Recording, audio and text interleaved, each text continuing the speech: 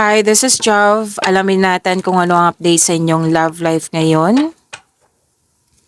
Paalala lang po, timeless gabay tarot reading po ito. Gamitin ang reading na ito bilang gabay lamang. Take what resonates and leave the rest.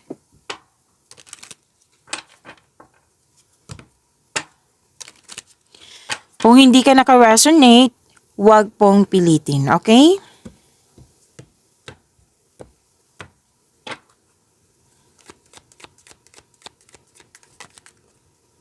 Kunin ko na. Gusto niyang lumabas eh.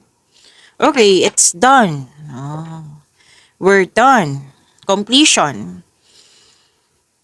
Lesson learned. So, sabi dito, may kaka-break lang.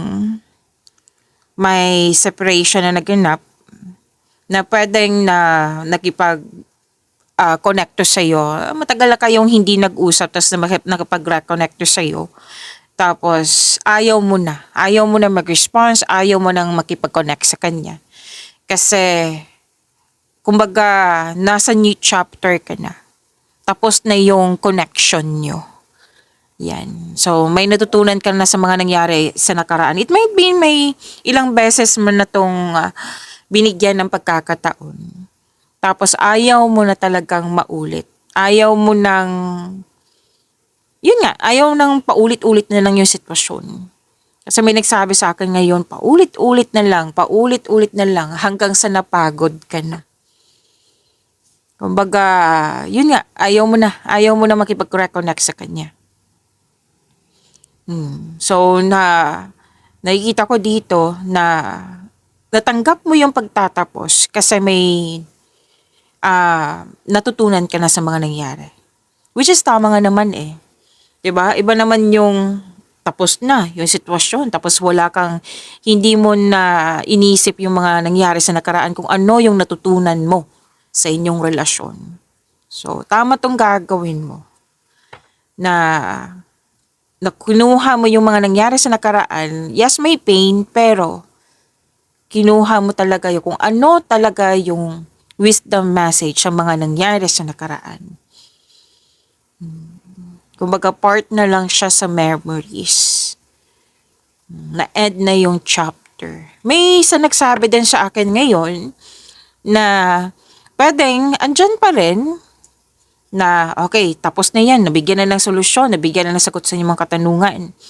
So, mag-move on kayo. Pero make it sure, nag-usap kayo. Kung ipagpatuloy mo yung sitwasyon nyo or relasyon nyo, see to it na may natutunan kayong dalawa sa nakaraan. Okay? Para hindi na paulit-ulit. Pero mas nangihibabaw talaga tong energy ng tapos na. Oo, wala nang new chapter. Wala nang pagkakataon. Tapos na. It might be napagod ka lang, naubos ka talaga sa mga nangyari. Sa paulit-ulit na lang pag-aabuso. Kaya ayaw mo nang bigyan ng pagkakataon.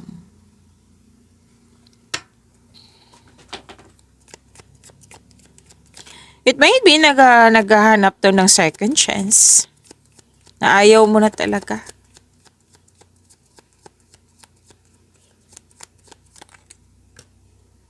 Lost, ghosted, blocked, cut off, see? Dalawang card na mismo nagsabi niyan na pwedeng ginost mo nga siya eh. Nag-uusap kayo pero the next day hanggang tuloy-tuloy na. Wala na ginost ka. Ginost mo siya. Pwede din ginost ka niya. Nang dahil sa nag-ghost ka niya, yan nga, ayaw mo na. Kasi 'di ba, masakit yung pagkakaroon ng ghost, ginost ka, masakit yan eh. So, naubos, ayaw mo na maulit yung nakaraan, kaya ayaw mo nang makipag-reconnect. Pero most of you, may nagsabi sa akin, most of you kayo ang nag-ghost. Block sa social media, block sa cellphone, block messages ka sa email, block na. Cut off na talaga. Lost of connection. So, decision tong dalawang card na ito eh. Decision to. So again ha, pwede ikaw yung nag-ghost. Most of you, yan yung nakikita ko. May nagsabi din sa akin ngayon. Ikaw mismo, ayaw mo na. And may sitwasyon dito na pwedeng siya yung nag-ghost. Kaya ayaw mo na siyang, kumbaga, bumalik siya, nag-reconnect sa'yo. Tapos ayaw mo na kasi nga, nasaktan ka sa ginawa niya. So this is loss of connection. These two cards, desisyon yan. Oh, lumabas agad. Kahit nag-promise siya, oo, magiging okay na tayo. Promise ko hindi na mauulit. Ayaw mo na talaga. It might be some of you na nagkaroon ng long-term relationship at nangyari. Let's say 9 years, 8 years, 7 years in relationship tapos nangyari tong loss of connection. So may promises ako nakita dito ha. Kasi may sitwasyon kanina na sinabi sa akin na natapos na nabigyan ng sagot, nabigyan ng solusyon at nag-move forward kayo. Tapos ngayon may promises na hindi na yun mauulit. Or pwede din ikaw yung nagsabi sa kanya na hindi na dapat yun mauulit kasi talagang gagawin ko talaga yung loss of connection. Yan.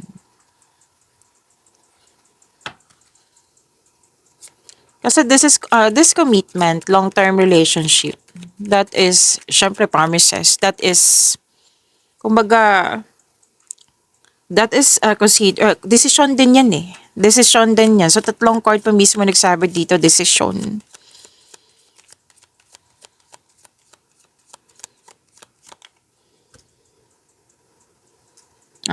Okay. May forbidden love sa inyong situation.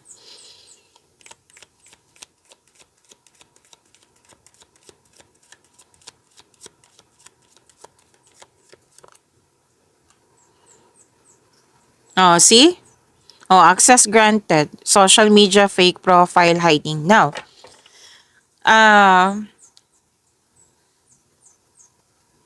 pwede ngang ikaw na yung tutol nito. 'Di ba? Sinabi ng dalawang card dito, ayoko na. Cut off na. Na ayaw mo nang tumanggap ng promises. Pwede din po na hindi na siya pwede kasi may anong tawag nito? Kumbaga may tutol sa inyong relasyon.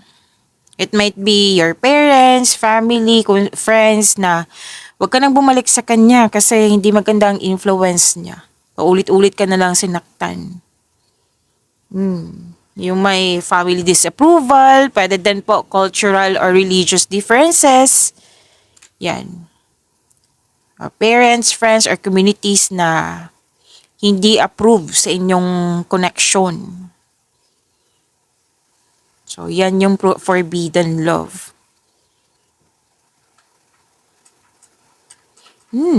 So, access granted ha, social media, yung sinabi ko kanina dito, na ulit na naman yung sinabi dito, na pwede ngang, nag-stalk to sa'yo.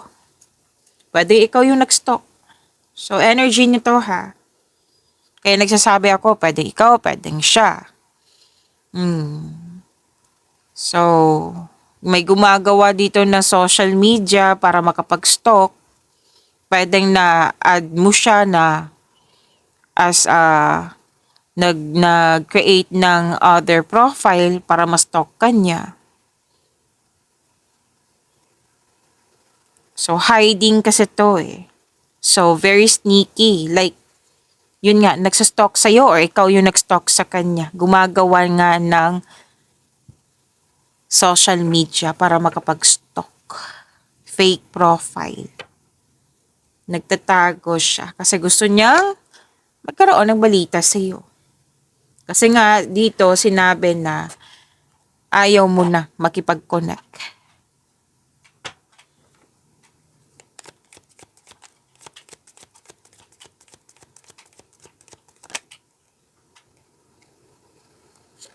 See? Someone is watching you. Oh, nag-stalk pa rin. Gusto niya mga musta sa'yo. Na alam niya na ayaw mo. It might be hindi ka sumasagot talaga sa kanya. Kasi ayaw mo na nga. So, nasa iyo lang yung attention niya. Nagbigay siya ng attention sa'yo, pwedeng hindi niya alam. Nag-observe siya sa'yo. Social media, fake profile. It might be ikaw yung gumagawa nito or kung hindi man, pwedeng siya. Let's say, na-add mo siya sa profile. Profile. Blue app. Alam nyo naman yan. O sige, sabihin natin Facebook. Meta. Oo. Tapos na-add mo siya na hindi mo alam siya pala yun. Nagsastalk siya sa story mo. Okay, so let's proceed sa inyong tarot cards.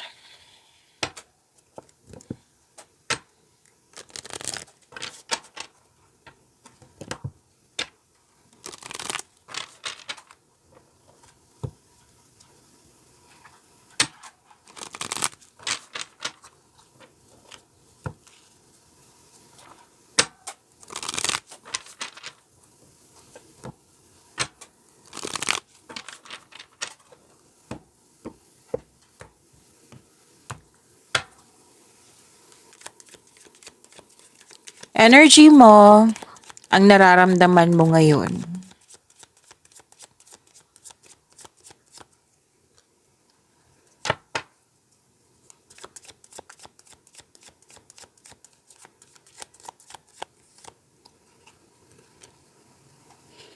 Actually, may celebration ako nakikita dito. Na pwedeng may celebration, pero deep inside, pwedeng hindi ka masaya.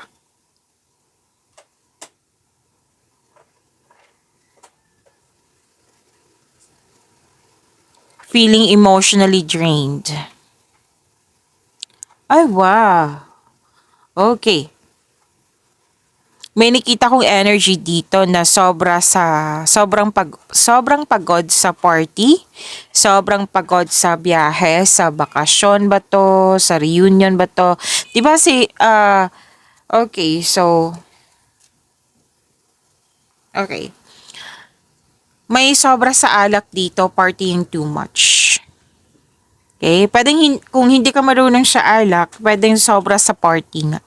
Sobra sa 'Di ba nakakapagod din yung biyahe? Kasi may nakikita akong biyahe.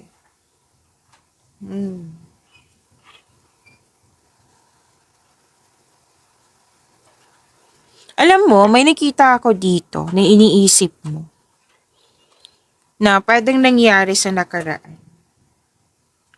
Na party siya na may mga tao, syempre may mga tao yan na pwedeng nagkaroon kayo ng hindi pagkakaunawaan ng dahil isa sa inyo lasing. Or may sabay ka sa dito na basta may alak kasi na involved dito na pwede ngang hindi niya ma-express before yung gusto niya sabihin sa'yo. Tapos nung uminom na siya ng alak, na-express na niya yung nakatago, yung bigat ng nararamdaman niya. Nagawa na niya yung mga intensyon niya na gustong-gusto niyang gawin, tapos nagawa niya kasi may involved na alak. So may nakita kong sitwasyon na ganyan ha. May nakita din akong sitwasyon dito. It might be isa lang din po ito na nakipag-inuman, nakipag-flirt, nagkaroon ng affair. So, yan yung nakikita kong sitwasyon dito na pwedeng naalala mo na sa nakaraan. Na pwedeng ginawa to ng tao sa'yo. Kung hindi man ikaw to, pwedeng ginawa nga ito ng tao sa'yo. Okay? And nakikita ko dito na yung energy mo is drained. Mukhang pagod ka. Pagod ba sa party? Pagod ba sa biyahe? Kasi may biyahe talaga ako nakikita. Or sobra sa alak. Tapos may mga nakita ko ditong naalala mo na grupo ng tao na hindi maganda ang turing. Hindi maganda ang treatment.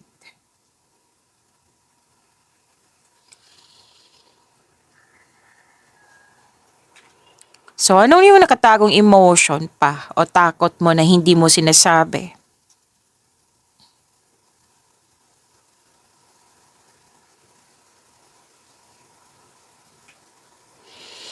Okay.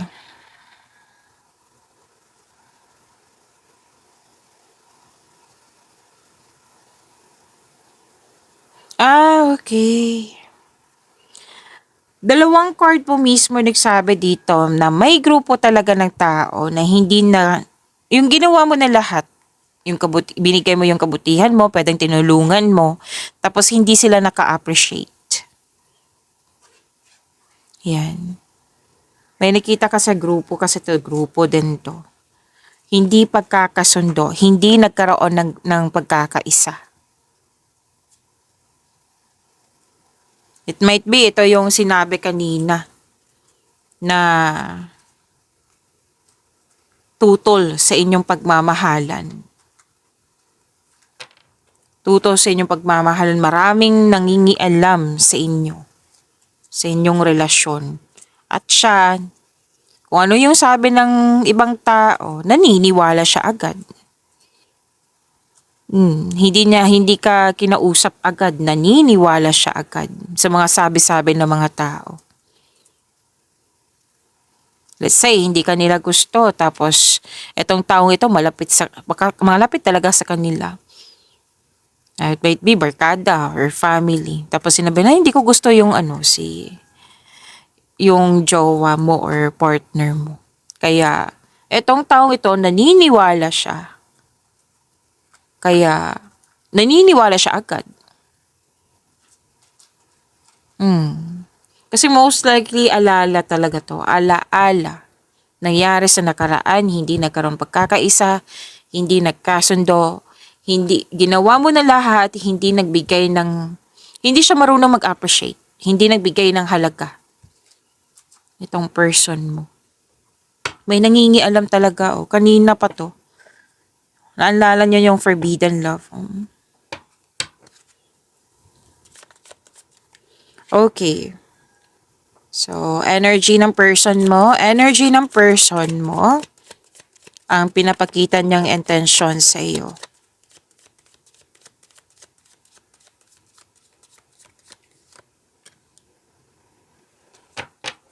Ang totoong nasa isip o pinagdadaanan niyang nakatago. Ang totoong nasa isip o pinagdadaanan niya ng patago. Energy niya to, ha?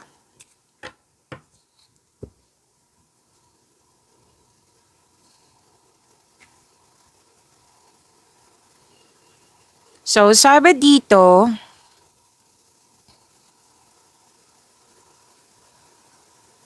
okay.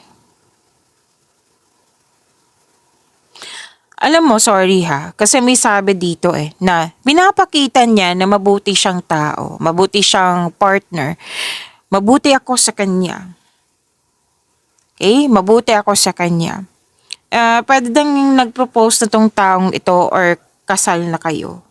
Pero may nakita kasi akong energy dito. Unang nakita ko ha, na pwedeng nag-propose to sa'yo. Na iba siya pag merong mga tao. At ibang-iba siya pag kayo lang dalawa. Yan. Like binigay ko lahat. Binigay niya lahat sa'yo. Pinapakita niyang mabuti siyang tao, mabuti siyang partner. So may nakita ko ha, pwedeng kasal na or pwedeng nag-propose na to sa'yo. May binigay siya May binigay siyang promises, may binigay siya sa'yo. Binigay niya lahat. Yan. So, ano yung totoong nasa isip o pinagdadaanan niya ng patago?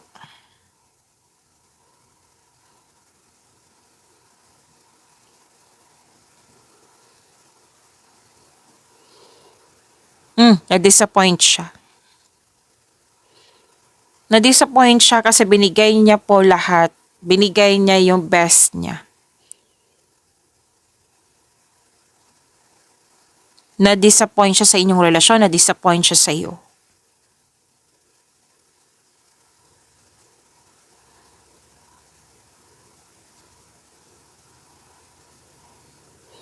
Feeling exhausted siya eh. Kasi may nakita kong emotional demand dito. Na may emotional demand siya dito. Nakikita ko kasi parang sinisisi ka. 'Di ba sinabi kanina, na binigay niya lahat. Naging ang reklamo niya, na-disappoint siya sa'yo kasi naging toxic na po ang inyong relasyon.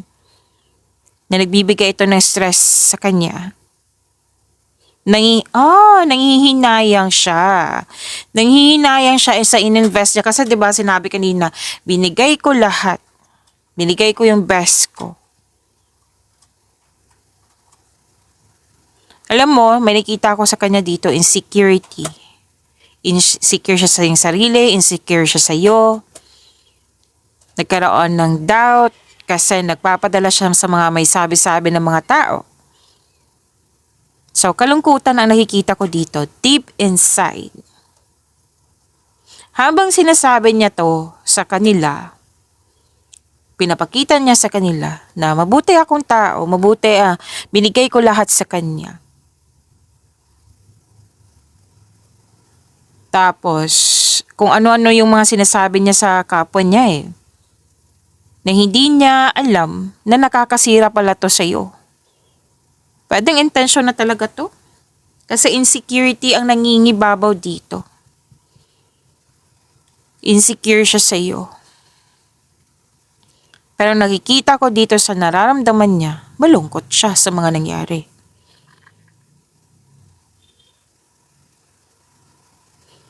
Hanggang ngayon, iniisip niya hindi kayo na, yung baga na nangihinayang siya kasi hindi kayo nagtagal.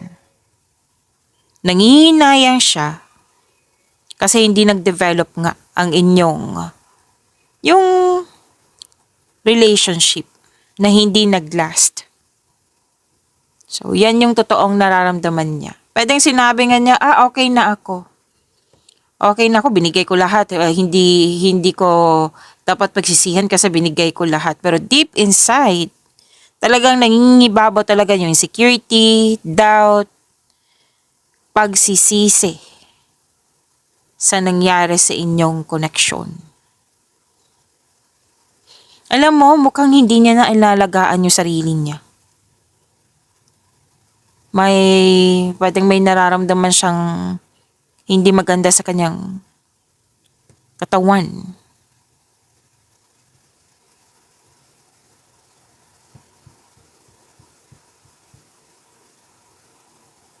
May dito. Hindi lahat makaka-resonate dito ha. Kung matagal kayo, sasabihin ko lang, kaya may nagsabi sa akin ngayon, kung matagal na kayo nagkaroon ng separation, kung meron na siyang partner, na pwedeng nagkaroon siya ng problema, na gusto niya magkaroon ng anak na hindi na nagkaroon kasi may problema sa katawan. Isip-isip niya yung connection nyo noon. It might be may anak na kayo. Talagang nakikita ko sa kanyang emotion mo. Emotion kasi to eh. Itong dalawang na card na ito. Emotion kasi to. Hirap na hirap siya ngayon. Pagsisisi. Insecure. Actually, kalaban niya yung sarili niya. Hindi kanya totoong kalaban. Kasi, selos, inggit. May selos, inggit siya sa kanya, sa iyo. May insecurity siya.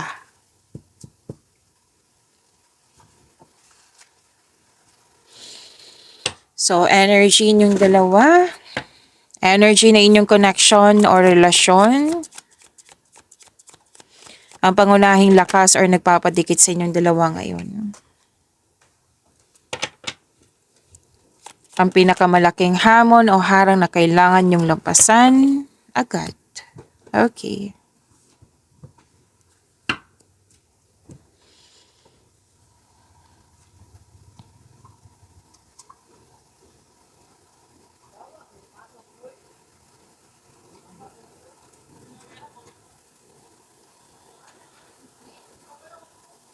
Oh, may concern dito sa immaturity na ayaw makinig. Pwedeng concern mo to sa kanya na ayaw makinig, immature siya, or pwedeng ito yung sinasabi niya hanggang ngayon na immature ka, na ayaw makinig. May frustration ako nakikita dito. Kung hindi ikaw yung na-frustrate, pero most likely ang nakikita kong frustration sa kanya. Na-frustrate siya kasi nga bumalik sa nakaraan, naalala niyo yung dati, na walang progress na nangyari. Isip-isip niya yung nakaraan eh.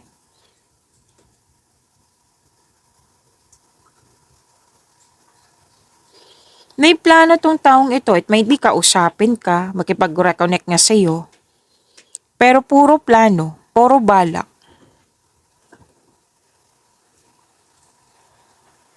Puro siya balak. May nakikita nga ako ditong may nakuhang. Pwedeng ikaw to ha kasi dalawang card po ito. May nakuhang balita na hindi nagustuhan.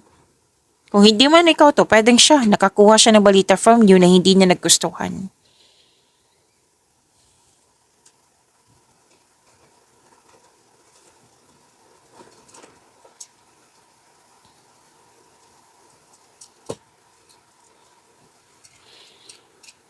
Okay, so ano yung tanong?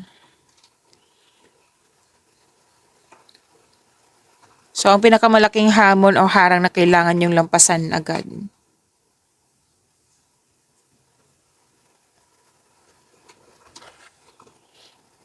Oh, merong ano dito. Okay. So, isa sa inyo takot mag-move forward. Kasi nakita ko dito sa isang card na may balak gawin. Kung hindi man ikaw to, pwedeng may balak siyang gawin na pwedeng next-stock siya para makahanap ng potential, ay makakahanap ng kumbaga way na para makapag-communicate kayo, magkaroon ng connection. Tapos, nakikita ko dito, laban bawi to eh. Takot siyang makipag-reconnect, takot siyang makipag-usap sa'yo.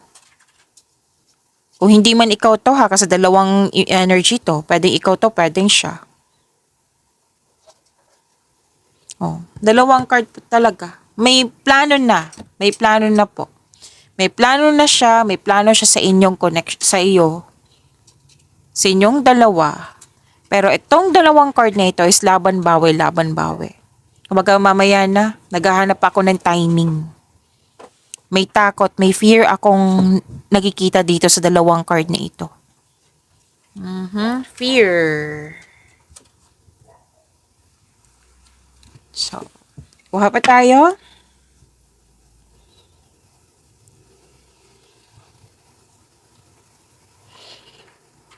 Ang sabi dito,